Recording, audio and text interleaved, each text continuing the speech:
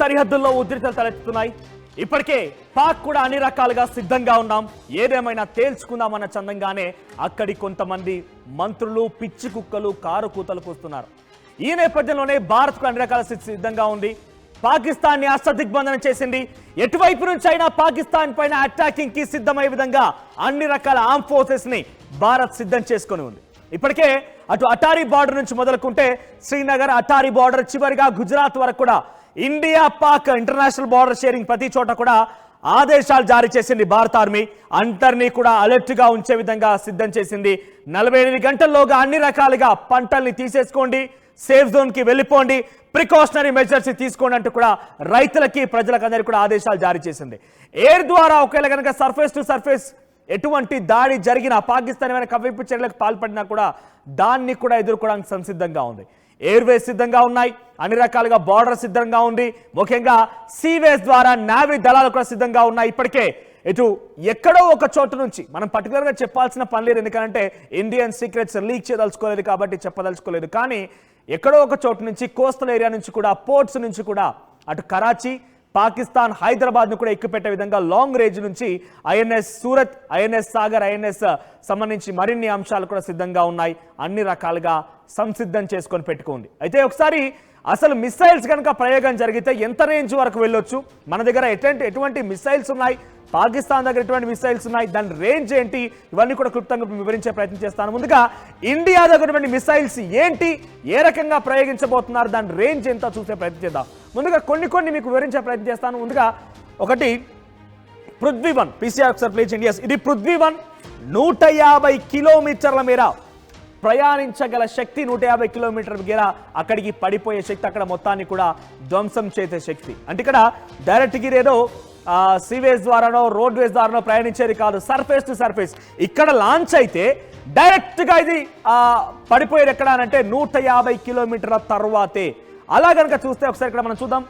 ఇక్కడ అటారీ బార్డర్ వాగ్ బార్డర్ నుంచి కనుక ఈ మిసైల్ ని ప్రయోగిస్తే, ఏది ఈ పృథ్వీ అనేటువంటి ఈ మిసైల్ ని కనుక ప్రయోగిస్తే అది డైరెక్ట్ గా సియాల్కోట్ అనేటువంటి ప్రాంతంలో పాకిస్తాన్లో, లేదంటే లాహోర్లో, లేదంటే కసూర్ ఈ ప్రాంతాల్లో పడే అవకాశం ఉంది.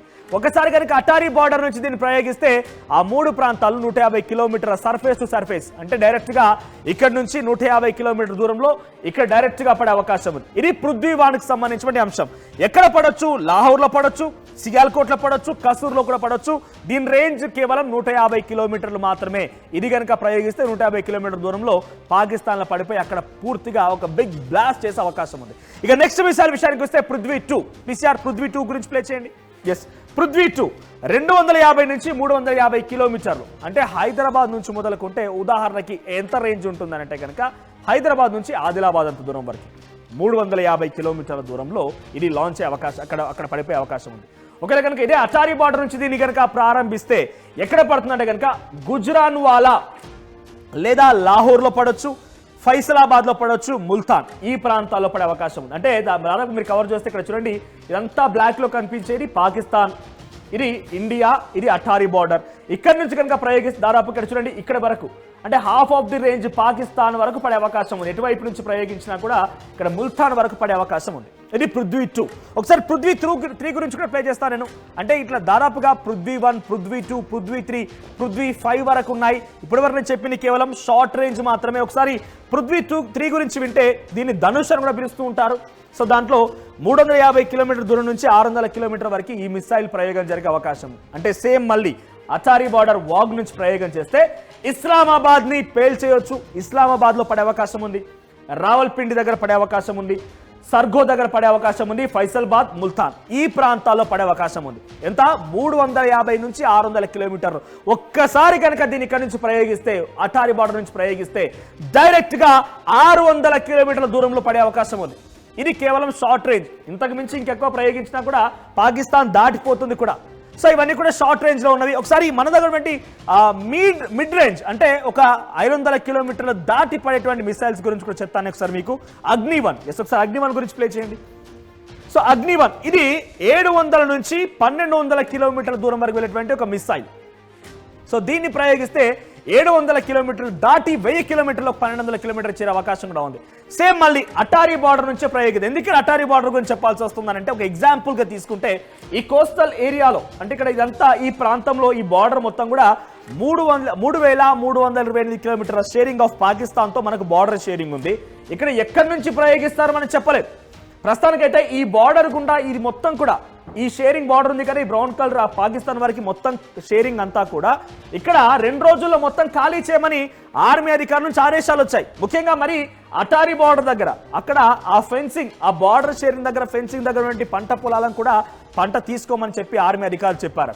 ఇక అటారీ బార్డర్ నుంచి ఇదే కనుక ప్రయోగిస్తే ఇది ఎంత అగ్ని వన్ చెప్తున్నట్టుగా 700 నుంచి 1200 కిలోమీటర్ దూరంలో పడే అవకాశం ఉన్నటువంటి ఈ మిసైల్ ప్రయోగిస్తే అటారీ బార్డర్ నుంచి అటు ఇస్లామాబాద్ చూడండి ఇక్కడ క్వెట్టా ఎక్కడుంది పాకిస్తాన్కి చిట్ట చివరన పాకిస్తాన్ బార్డర్ అటువంటి క్వెట్టా ప్రాంతాన్ని కూడా తాకొచ్చు.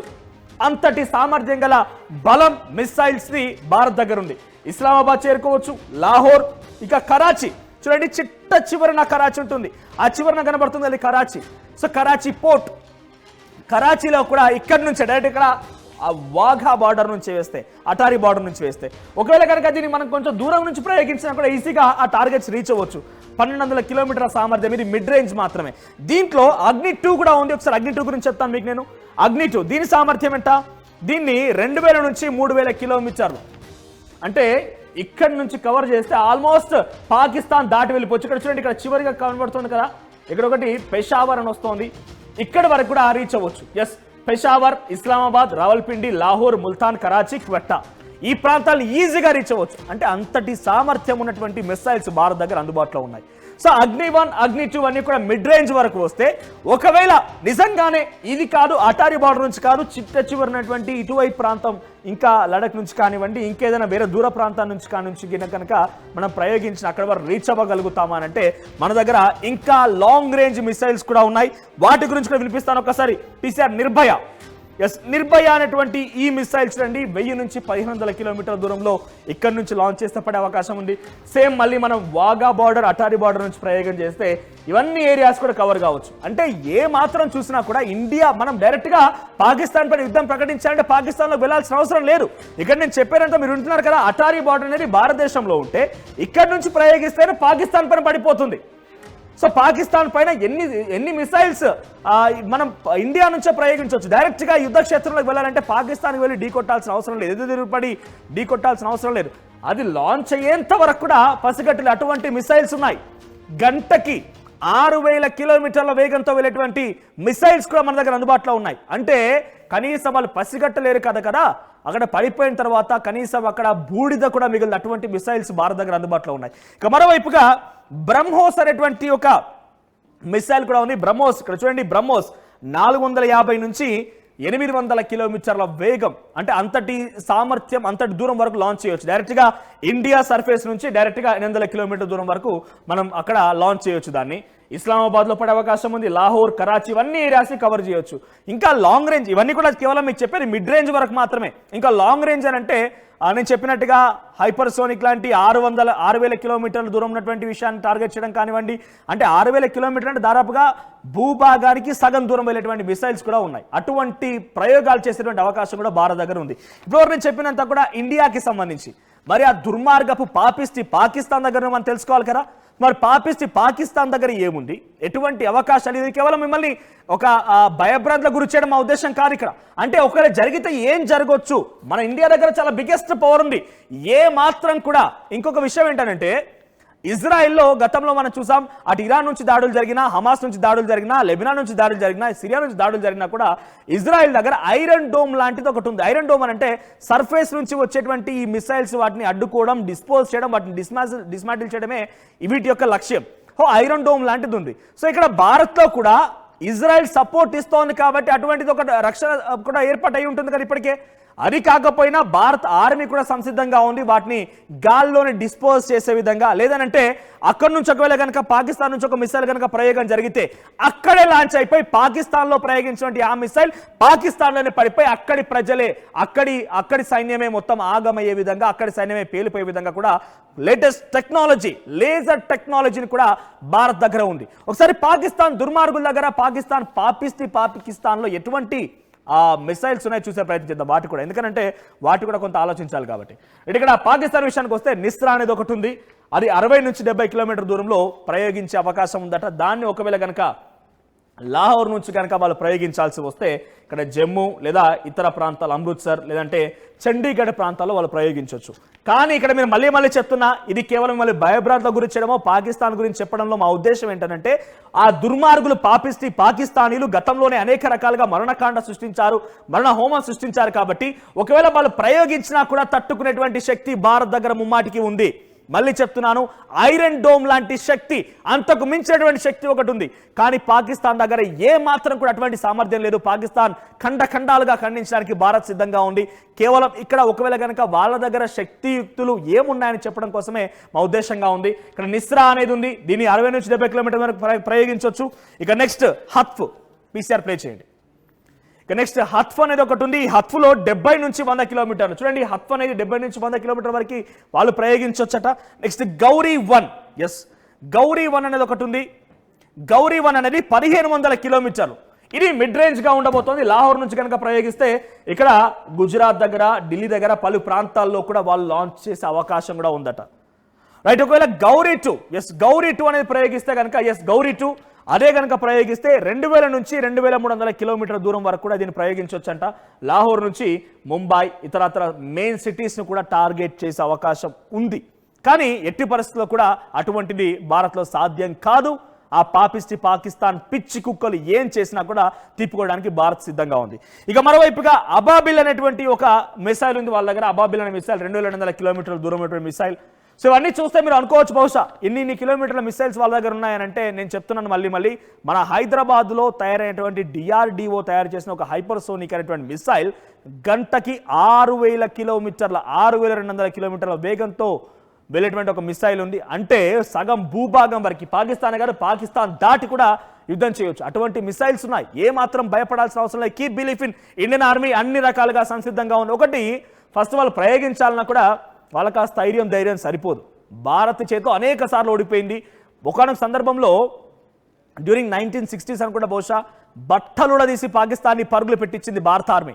అటువంటి దృశ్యాలు వాళ్ళ కళ్ళ ముందు సాక్షాత్కారం అయ్యాయి. కాబట్టి ఏ మాత్రం సాహసించాం. ఇప్పుడు కేవలం వాళ్ళంతా మాట్లాడుతుంది, వాళ్ళ ప్రయత్నం అంతా కూడా అక్కడి పాకిస్తానీ ప్రజల నుంచి వారికి ఎటువంటి ముప్పు లేకుండా ఉండాలి. కాబట్టి భారత్ పైన ఏది పడితే మాట్లాడి భారత్ని ఒక కార్నర్ చేస్తే కనుక ప్రజల నుంచి వారు తమని తాము కొంచెం కాపాడుకోవాలనే ఉద్దేశంతో అక్కడ ఉన్నటువంటి పిచ్చి కుక్కలు మాట్లాడుతున్నాయి. కానీ ఏ మాత్రం కూడా భారత్పై యుద్ధానికి వాళ్ళు సరి తూగరు కాదు కదా, కనీసం వెంట్రుకు కూడా పీకలేరు. ఈ విషయాన్ని మళ్ళీ తేటతెల్లం చేస్తూనే ఇది అబాబిల్ అనేటువంటి ఒక మిసైల్. ఇంకొకటి దీంట్లో షాహీన్ అని ఉంది, దాంట్లో 2500 కిలోమీటర్ వరకు ప్రయోగించేటువంటి ఆ మిసైల్ని. ఇక లాంగ్ శ్రేణికి సంబంధించినటువంటి బలిస్టిక్ క్షిపణుల గురించి ఆలోచిస్తే షాహీన్ 2, షాహీన్ 3, ఎస్ ఒకసారి షాహీన్ 3 గురించి ప్లే చేయండి. షాహీన్ 3, ఎస్పీసీఆర్ నెక్స్ట్ షాహీన్ 3 గురించి కూడా మనం చూస్తే 2275 కిలోమీటర్ల వరకు షాహీన్ 3 ప్రయోగించవచ్చు. ఇక చివరిగా బాబర్, ఎస్ ఈ బాబర్ అనేటువంటి మిసైల్ కనుక ప్రయోగిస్తే 900 కిలోమీటర్లట. సో ఇవన్నీ కూడా mid range, long range, short range సంబంధించినటువంటి. సో దీంట్లో కనుక ప్రయోగించాల్సి వస్తే ఇక్కడ ఈ బాబర్ అనే దానికి ఒక ప్రత్యేకత ఉందట దాంట్లో. సో బాబర్ అనేది అవసరమైతే అణుబాంబును సైతం మోసుకెళ్లగల సామర్థ్యం ఉందట. మరి ఎటువంటి అనుభవం మోసుకెళ్ళినా ఏం చేసినా కూడా దాన్ని తట్టుకునే శక్తి భారత్ దగ్గర చాలా క్లియర్గా ఉన్నప్పుడు ఇటువంటివన్నీ జుజుబి. సో నేను చెప్పేది ఇక్కడ ఒకటే, మిసైల్స్ శక్తియుక్తులు ఏంటి, భారతదేశ వ్యాప్తంగా ఎటువంటి శక్తులు ఉన్నాయి, అటు పాకిస్తాన్కి ఎటువంటి శక్తులు అని చెప్పే ఉద్దేశమే. సో చాలా క్లియర్గా భారత ఆర్మీ అన్ని రకాలుగా సంసిద్ధంగా ఉంది. మీరు కనుక గమనిస్తే సియుఎస్ ద్వారా ఆల్రెడీ కరాచీని పాకిస్తాన్ హైదరాబాద్ని టార్గెట్ చేసి ఉంచారు. అటు అటారీ బార్డర్ నుంచి చాలా ఆర్మ్ ఫోర్సెస్ అన్ని కూడా సిద్ధంగా ఉన్నాయి. ఏ క్షణమైనా కూడా ఇందాక నేను చూపించిన విధంగా భారత మిసైల్స్ సిద్ధంగా ఉన్నాయి. మోదీ ఈ రోజు కూడా మళ్ళీ మన్ కీ బాత్లో ప్రధాని మరొక స్ట్రాంగ్ వార్నింగ్ కూడా ఇచ్చారు. ఇటువంటి వార్నింగ్స్ నేపథ్యంలో, ఇటువంటి సిచ్యువేషన్లో పాకిస్తాన్ ఏ మాత్రం కూడా ప్రయోగం చేయలేదు. కేవలం వాళ్ళ కవ్వింపు చర్యలు, వాళ్ళ సైకలాజికల్ వార్ మొత్తం కూడా అక్కడి ప్రజల నుంచి తమను తాము కాపాడుకోవడం కోసం మాట్లాడుతున్న మాటలే తప్ప ఆ పిచ్చి కుక్కలకి నిజంగా భారత్ లాంటి దేశం పైన నిజంగా వచ్చి ఇంతటి స్థాయిలో యుద్ధాన్ని ప్రకటించే అవకాశాలు మహా అయితే మళ్ళీ ఒక 2-3 చోట్ల దాడులకు తెరలేపగలుగుతారు. మన భారతీయుల్ని, మన భారత ఆర్మీని, కొంతమందిని వారు గాయపరచవచ్చు. అంతేకాని మన ధైర్యాన్ని, మన స్థైర్యాన్ని, మనకున్నటువంటి శక్తియుక్తిని ఏమాత్రం కూడా టచ్ చేయలేరు. ప్రస్తుతం ఇది మిసైల్కి సంబంధించిన అంశం. ఎటువంటి యుద్ధం జరగబోతుందో తలుచుకుంటేనే కొంత ఆసక్తి రేపుతోంది. పాకిస్తాన్ని చిత్తుగా ఓడించడం కోసం, పాకిస్తాన్ని మట్టుపెట్టడం కోసం, పాకిస్తాన్ని అధపాతాళానికి తొక్కడం కోసం అన్ని రకాలుగా భారత్ దగ్గర సంసిద్ధమైనటువంటి బలాబలాలు ఉన్నాయి. చూద్దాం మరి ఏం జరుగుతుందో.